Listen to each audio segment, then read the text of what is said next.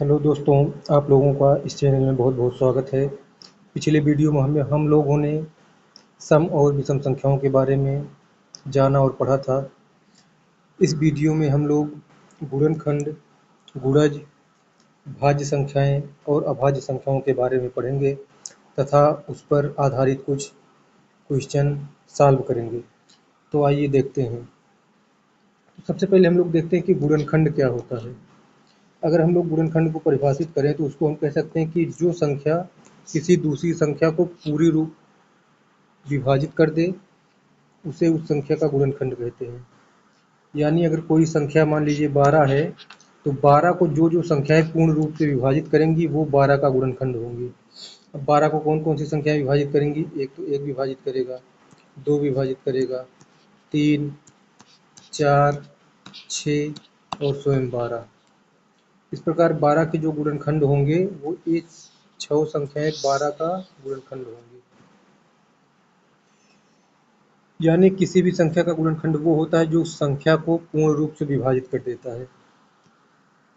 अब चलिए आगे देखते हैं कि गुणज क्या होता है। अगर हम लोग गुणज को परिभाषित करें तो उसको इस रूप में कह सकते हैं कि किसी संख्या को 1, 2, 3, 4, 5, 6, 7, 8 आदि से गुणा करने पर जो संख्याएं प्राप्त होती हैं उन्हें उस संख्या का गुणज कहते हैं। उदाहरण के लिए मान लीजिए अगर हमको 5 का गुणज निकालना है तो 5 में हम लोग 1 से गुणा करेंगे, 5 में 2 से गुणा करेंगे, इसी प्रकार 3 से गुणा करने पर 15, 20, 25। यानी किसी संख्या में हम 1, 2, 3, 4, 5 से जो गुणा करते जाएंगे तो जो संख्याएं प्राप्त होंगी वो उस संख्या का गुणज कहलाती हैं। इसी प्रकार अगर हमको 7 का गुणज निकालना है तो 1 से गुणा करेंगे तो 7 होगा, इसी प्रकार 2 से गुणा करने पर 14, 3 से गुणा करने पर 21, 4 से गुणा करने पर 28। इसी प्रकार ये गुणज चलता रहेगा। अब आइए देखते हैं हम लोग अभाज्य संख्याएं क्या होती हैं। अगर हम लोग अभाज्य संख्याओं को परिभाषित करते हैं तो अभाज्य संख्याएं वे संख्याएं होती हैं जो या तो स्वयं से विभाजित होती हैं या तो 1 से विभाजित होती हैं। यानी ऐसी संख्याएं जो 1 से विभाजित होती हैं और स्वयं से विभाजित होती हैं वे अभाज्य संख्याएं कहलाती हैं। तो इस प्रकार अगर इसका हम गुणनखंड देखें तो अभाज्य संख्याओं का केवल 2 गुणनखंड होगा। एक तो इसका गुणनखंड 1 होगा और एक वह स्वयं संख्या होगी। जैसे अभाज्य संख्याओं का अगर हम एग्जाम्पल ले यहाँ पे, जैसे 5 है, 5 को अगर पता करना है कि भाज्य संख्या है अभाज्य संख्या है तो 5 को देखते हैं कि ये किस किस संख्या से विभाजित होती है या इसके कितने गुणनखंड हैं। तो 5 जो सबसे पहले विभाजित होगा 1 से विभाजित होगा, 2 से ये नहीं विभाजित होगा, 3 से भी नहीं विभाजित होगा, 4 से भी नहीं विभाजित होगा, 5 से विभाजित होगा। यानी जो 5 है वो 1 और 5 से विभाजित होगा। तो इसकी परिभाषा क्या है कि जिस संख्या के केवल 2 गुणनखंड हों वो अभाज्य संख्याएं होती हैं, या ऐसी संख्याएं जो केवल 1 से विभाजित होती हैं और स्वयं से विभाजित होती हैं वो अभाज्य संख्याएं कहलाती हैं। इस प्रकार अगर हम इसका और भी एग्जाम्पल लेते हैं, जैसे 3 हो गया, 5 हो गया, 7 हो गया, ये सारी अभाज्य संख्याएं होती हैं। अब देखते हैं भाज्य संख्याएं क्या होती हैं। तो भाज्य संख्याएं वे संख्याएं होती हैं जो अपने और एक के अलावा कम से कम किसी एक संख्या से और विभाजित होती हैं। देखिए इसकी यहाँ पर परिभाषा दी गई है कि जिस संख्या को एक और स्वयं के अलावा किसी अन्य संख्या से भी पूर्णतः विभाजित किया जा सके उसे भाज्य संख्या कहते हैं। दूसरे शब्दों में इसे कह सकते हैं कि जिस संख्या के 2 से अधिक गुणनखंड हों वह भाज्य या संयुक्त संख्या कहलाती है। तो इसका एग्जाम्पल लेते हैं, जैसे देख लेते हैं 6 को देखते हैं कि भाज्य है या अभाज्य है। तो 6 किससे किससे डिवाइड होगा? एक तो 1 से होगा, 2 से होगा, 3 से भी होगा, 4 से नहीं होगा, 5 से नहीं होगा और 6 से होगा। इस प्रकार इसके 4 गुणनखंड आते हैं। मतलब ये 1 से तो विभाजित ही हो रही है, स्वयं से विभाजित हो रही है, इसके अलावा 2 और 3 से भी विभाजित हो रही है। इस प्रकार ये भाज्य संख्या है। इसी प्रकार अगर हम दूसरा एग्जाम्पल लेते हैं, जैसे 4 को देखते हैं। 4 क्या है? भाज्य है या अभाज्य है? 4 किससे विभाजित होगा? 1 से होगा, 2 से होगा और 4 से होगा। तो यह 1 से विभाजित हो रहा है, स्वयं से विभाजित हो रहा है और इसके अलावा एक संख्या 2 से और भी विभाजित हो रहा है, इसलिए यह भी भाज्य संख्या है।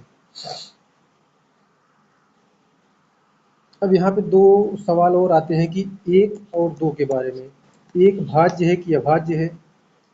तो भाज्य संख्या की परिभाषा क्या है कि वह जो 1 से विभाजित हो, स्वयं से विभाजित हो और किसी एक और संख्या से विभाजित हो। तो एक तो सिर्फ 1 से विभाजित हो रहा है यानी स्वयं से विभाजित हो रहा है, तो यह भाज्य संख्या नहीं है। और अभाज्य संख्या क्या होती है? जो 1 से विभाजित हो और स्वयं से विभाजित हो। तो यहाँ पे 1 जो है बस स्वयं से विभाजित हो रहा है, तो 1 को हम लोग ना भाज्य मानते हैं ना अभाज्य मानते हैं। मतलब 1 जो है वो ना तो भाज्य है और ना ही अभाज्य है। और 2 क्या है? 2 1 से विभाजित होता है और स्वयं से विभाजित होता है, इसके अलावा किसी से भी नहीं विभाजित होता है। तो 2 एक अभाज्य संख्या है। 2 एक अभाज्य संख्या है। सामान्यतः ये होता है कि जितने भी सम संख्याएं होती हैं वो भाज्य होती हैं, लेकिन 2 ही ये इकलौती ऐसी संख्या है जो अभाज्य होती है।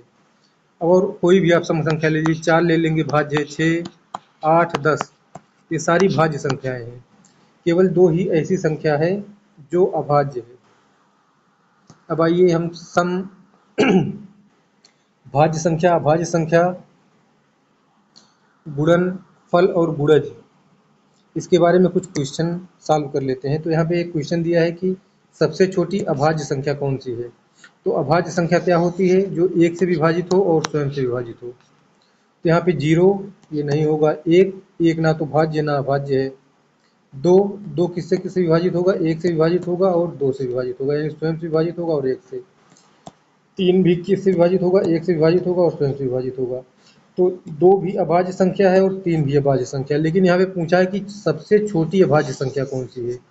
तो सबसे छोटी अभाज्य संख्या का आंसर हो जाएगा आंसर नंबर सी, 2। 2 सबसे छोटी अभाज्य संख्या है। अब अगला क्वेश्चन लेते हैं कि सबसे छोटी भाज्य संख्या या संयुक्त संख्या कौन सी है? तो भाज्य संख्याएं क्या होती हैं? जो 1 से विभाजित हो, स्वयं से विभाजित हो और उसके अलावा कम से कम एक संख्या और विभाजित हो। मतलब 1 से विभाजित हो, स्वयं से, उसके अलावा किसी एक संख्या से और विभाजित हो। तो 2 को देखते हैं किससे किससे विभाजित होता है। 2 1 से विभाजित होगा और स्वयं यानी 2 से विभाजित होगा। तो ये क्या है? ये अभाज्य संख्या हो गई, क्योंकि सिर्फ 1 से विभाजित हो रहा है और स्वयं से विभाजित हो रहा है, तो ये तो आंसर नहीं होगा। 3 देखिए किससे विभाजित होता है? 1 से विभाजित होगा और स्वयं से विभाजित होगा, यानी ये भी अभाज्य संख्या है, ये भी आंसर नहीं होगा। 4 देखिए किससे विभाजित होता है? 1 से विभाजित होगा, 2 से विभाजित होगा और स्वयं यानी 4 से विभाजित होगा। और 5 देखिए किससे विभाजित होगा? 1 से विभाजित होगा और स्वयं से विभाजित होगा। तो 5 भी क्या है? ये भी अभाज्य संख्या है। तो इसमें पूछ क्या रहा है? सबसे छोटी भाज्य संख्या कौन सी? तो सबसे छोटी भाज्य संख्या ही 4 होगी, क्योंकि यह 1 से विभाजित हो रहा है, स्वयं यानी 4 से विभाजित हो रहा है और एक अन्य संख्या 2 से विभाजित हो रहा है। तो इस क्वेश्चन का आंसर हो जाएगा 4, आंसर नंबर सी, 4। अब आगे बढ़ते हैं। देखिए इस क्वेश्चन में क्या लिखा है कि निम्नलिखित में से कौन सी अभाज्य संख्या है? तो अभाज्य संख्याएं वो होती हैं जो 1 से विभाजित होती हैं और स्वयं से विभाजित होती हैं। तो इसमें जो जो ऑप्शन दिया गया हम लोग उसको करके देख लेते हैं। 9 किससे विभाजित होगा? 1 से विभाजित होगा। 2 से विभाजित होगा? ये नहीं, 2 से विभाजित नहीं होगा। 3 से विभाजित होगा और 9 से विभाजित होगा, यानी यह 1 से विभाजित हो रहा है, स्वयं से विभाजित हो रहा है, एक संख्या और विभाजित हो रहा है, यानी ये अभाज्य संख्या नहीं भाज्य संख्या, इसलिए ऑप्शन ए गलत हो जाएगा। 15 देखिए किससे विभाजित हो? 15 1 से विभाजित होगा, 3 से विभाजित होगा, 5 से होगा, 15 से होगा, यानी ये भी भाज्य संख्या है। अब 17 को देख लीजिए, 17 किससे विभाजित होगा? 17 1 से विभाजित होगा और स्वयं से विभाजित होगा, इसके अलावा किसी और संख्या से ये विभाजित नहीं होगा। और 21 को देख लीजिए, 21 1 से विभाजित होगा, 3 से विभाजित होगा, 7 से विभाजित होगा और स्वयं से विभाजित होगा, यानी 21 भी क्या है? भाज्य संख्या है।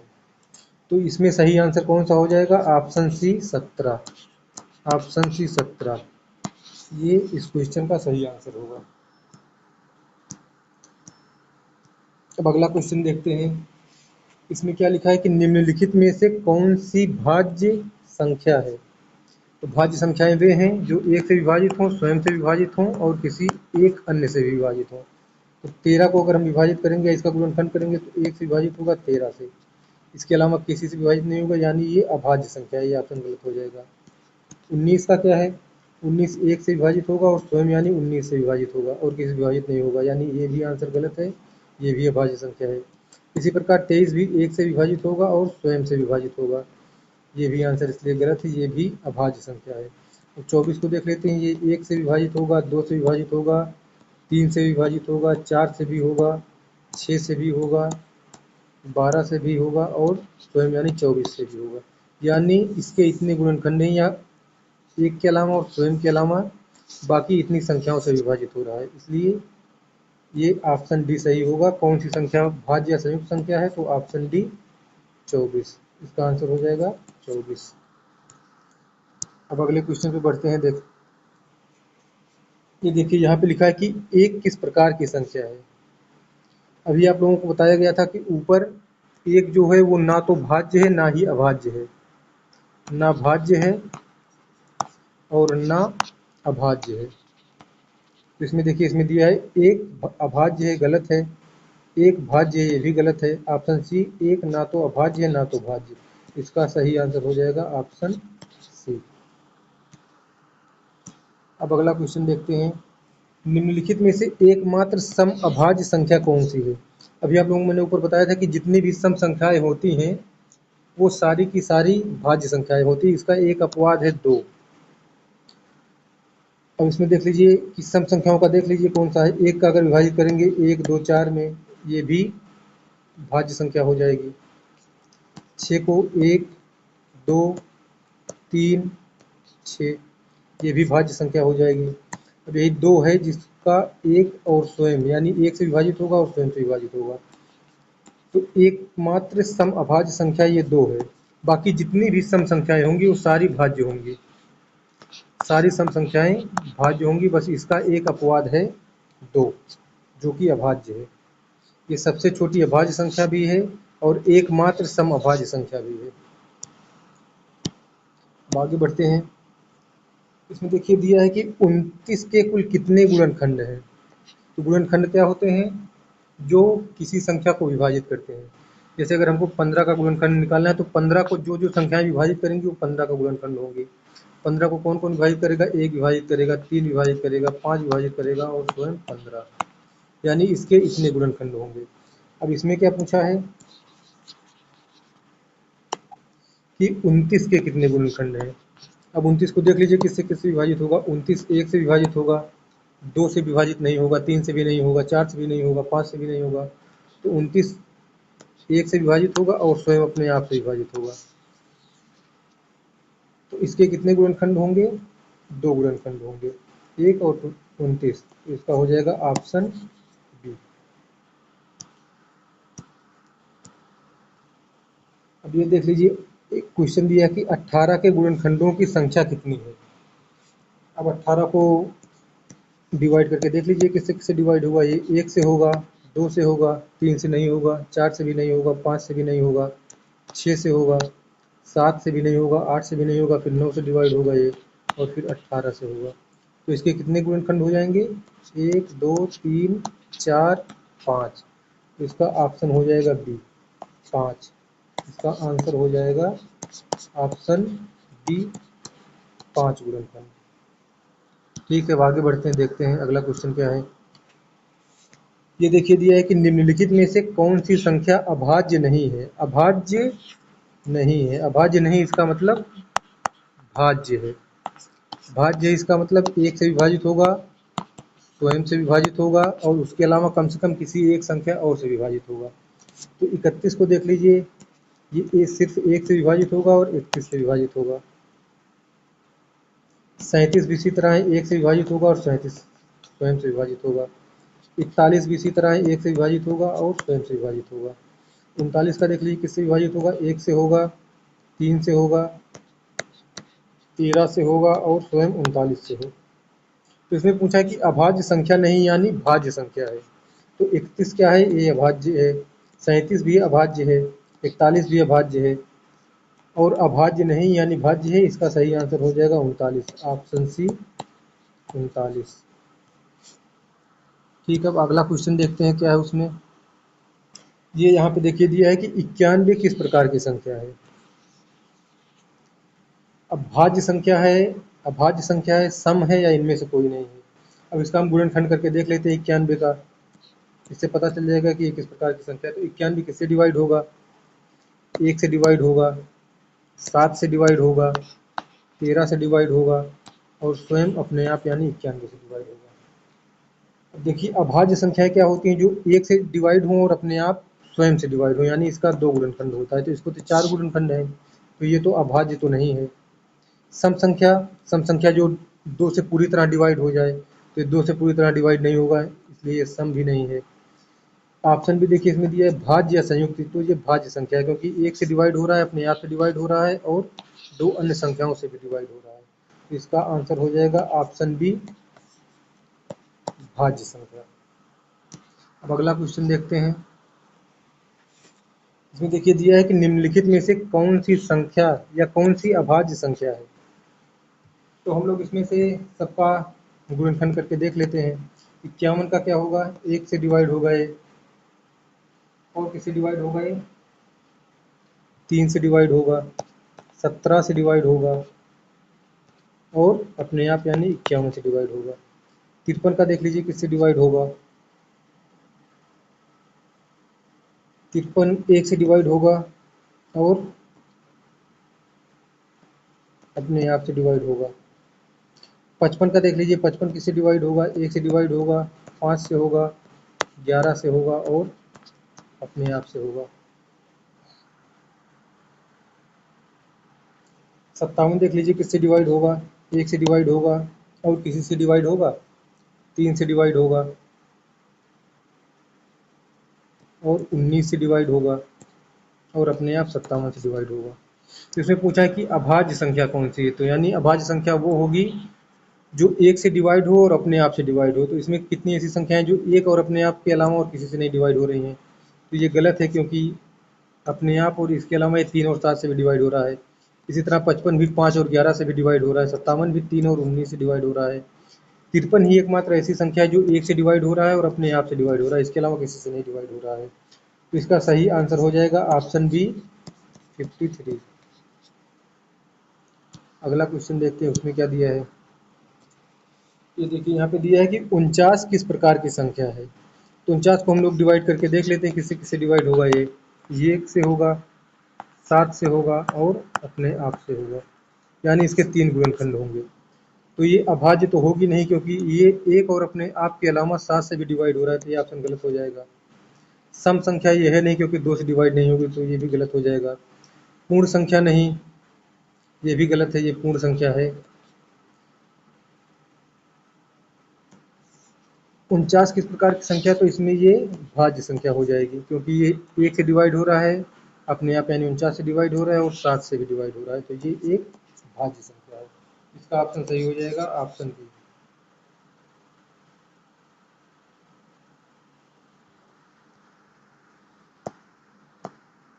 अब अगला क्वेश्चन देखते हैं। इसमें देखिए दिया है कि 97 किस प्रकार की संख्या है। तो 97 को देख लीजिए किसी से डिवाइड होगा कि नहीं।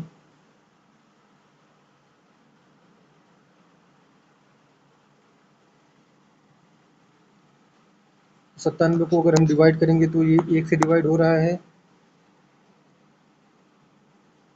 और अपने आप से डिवाइड हो रहा है। इसके अलावा ये किसी और संख्या से डिवाइड नहीं हो रहा है। तो जब किसी और संख्या से डिवाइड नहीं हो रहा है, तो ये एक अभाज्य संख्या हो जाएगी।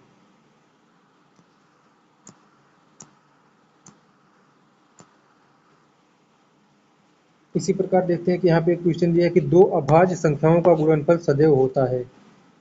अब अगर आपको इसका आंसर नहीं पता है, तो आप 2 अभाज्य संख्या कोई ले लीजिए। अभाज्य संख्या एक 5 है, एक 7 है। तो इसका गुणनफल कितना हो जाएगा? 35। तो 35 को देख लीजिए, ये क्या रहेगी? सम रहेगी या विषम रहेगी? तो 35 क्या है? ये सम संख्या है। ये विषम संख्या है, तो ये सम नहीं होगा, ऑप्शन गलत हो जाएगा। ये भाज्य है कि नहीं?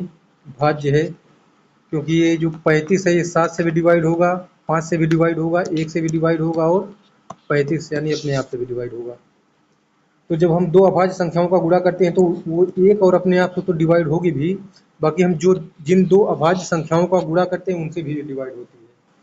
तो अगर हम दो अभाज्य संख्याओं का गुणनफल करते हैं तो वो सदैव भाज्य संख्या ही होगी, क्योंकि इसमें एक और अपने आप से तो वो हमेशा ही डिवाइड होगी और बाकी जो दो संख्याओं का हम गुणा करेंगे अभाज्य संख्याओं का, उनसे भी डिवाइड होगी। तो इस प्रकार इसके कम से कम 4 गुणनखंड हो जाएंगे, इसलिए ये एक भाज्य संख्या होगी। दो अभाज्य संख्याओं का गुणनफल हमेशा एक भाज्य संख्या ही होगी।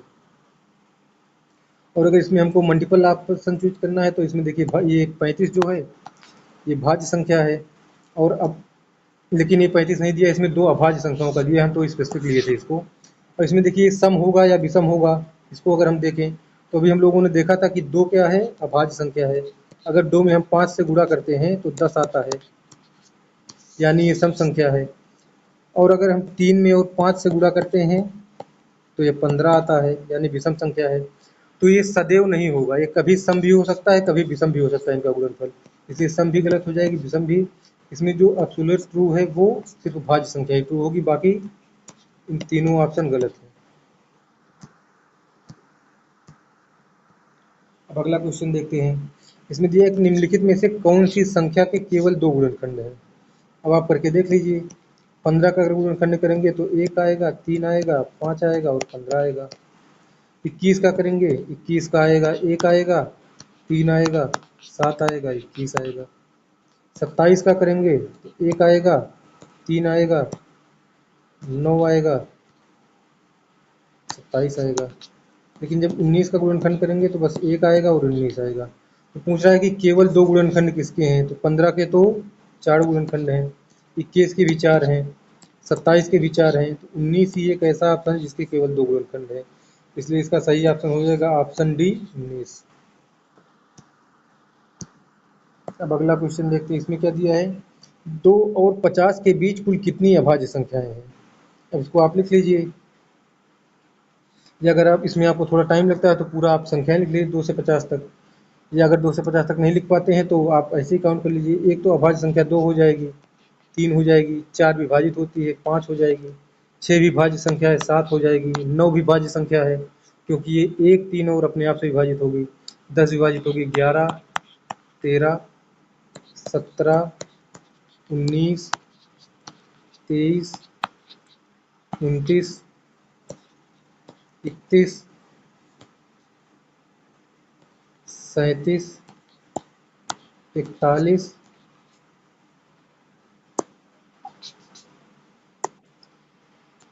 41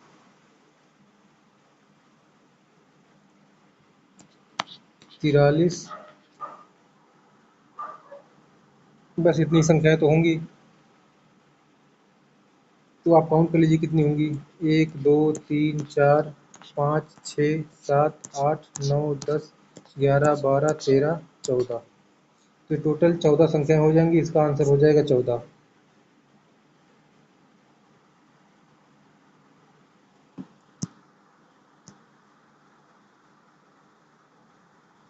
तो इसमें एक संख्या और छूट रही, 47 छूट रही, 47 किसी से नहीं डिवाइड होगा, तो इसका ऑप्शन हो जाएगा 15।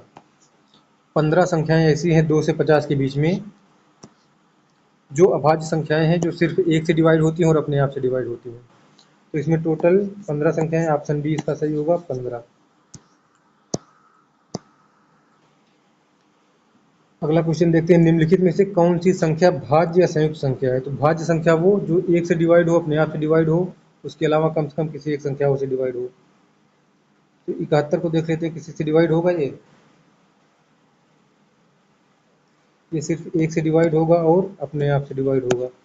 इसी प्रकार 73 भी एक से डिवाइड होगा और अपने आप से डिवाइड होगा। 77 किससे डिवाइड होगा, एक से डिवाइड होगा, 7 से डिवाइड होगा, 11 से और अपने आप से। और 79 एक से डिवाइड होगा, अपने आप से डिवाइड होगा। इसे पूछ रहा है भाज्य या संयुक्त संख्या कौन सी है। तो भाज्य जो एक से डिवाइड हो, अपने आप से डिवाइड हो, उसके अलावा अन्य संख्याओं से भी डिवाइड हो कम से कम एक अन्य संख्या से। तो इसका ऑप्शन सी हो जाएगा 77।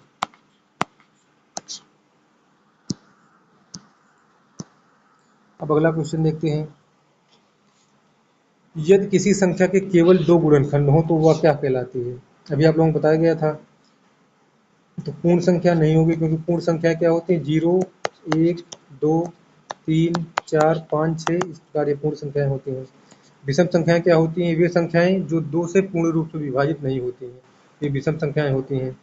अभाज्य संख्याएं क्या होती हैं? जो सिर्फ एक से विभाजित होती हैं और स्वयं से विभाजित होती हैं। यानी इसका एक गुणनखंड एक होता है और एक दूसरा गुणनखंड वह स्वयं संख्या ही होती है, यानी इसके केवल दो गुणनखंड ही होते हैं। और भाज्य संख्या क्या होती है? जो एक से विभाजित हो, स्वयं से विभाजित हो तथा कम से कम एक और संख्या से विभाजित हो, यानी इसके कम से कम 3 गुणनखंड तो अवश्य ही होंगे भाज्य संख्या के।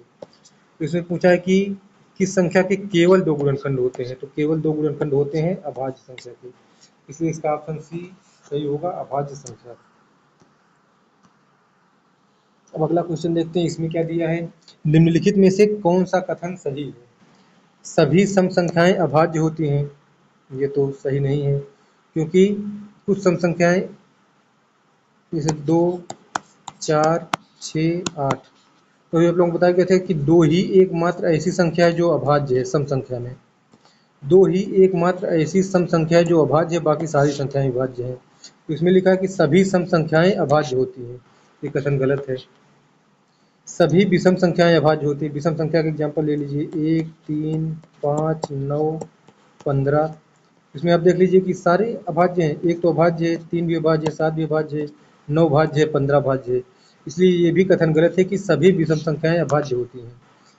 कुछ विषम संख्याएं भाज्य होती हैं, कुछ विषम संख्याएं अभाज्य होती हैं, लेकिन सभी अभाज्य नहीं होते, इसलिए ये भी कथन गलत है। अब ये देखिए ऑप्शन सी आ गया कि दो एकमात्र समअभाज्य संख्या, जो आप लोगों को अभी बताया गया कि दो ही एकमात्र ऐसी सम संख्या है जो अभाज्य है, इसलिए ये ऑप्शन सही हो जाएगा। ये देखिए दिया है कि एक अभाज्य संख्या है, ये गलत है, क्योंकि एक ना तो भाज्य है और ना ही अभाज्य है। इसलिए क्वेश्चन नंबर 19 का सही आंसर होगा ऑप्शन सी, दो एकमात्र सम अभाज्य संख्या है।